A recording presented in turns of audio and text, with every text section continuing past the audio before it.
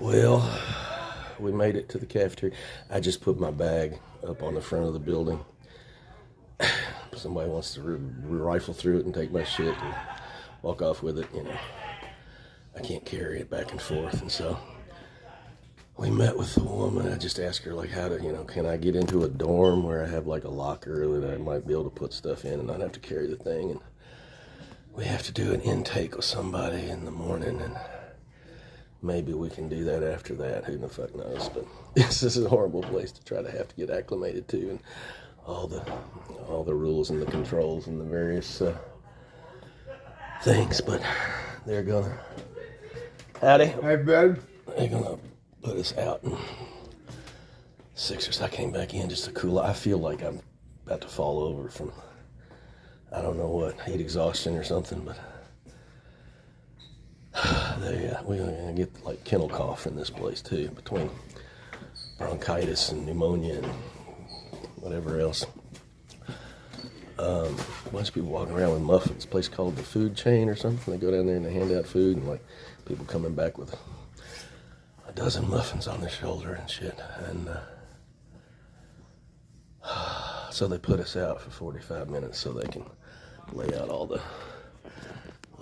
mats and things, and then we come back in, and it's the mad scramble for your spot to go for the night. And this corridor is like impossible for me to try and sleep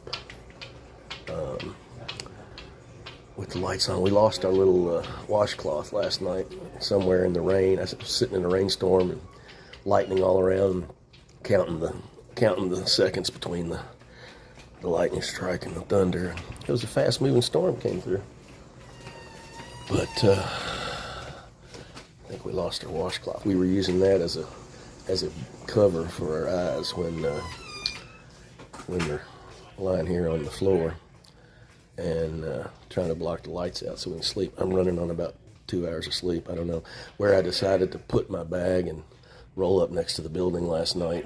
It was over here at the cafeteria, which was the next place on my agenda for breakfast at 8 o'clock. And a woman came out at like 5:30 and read all kinds of riot act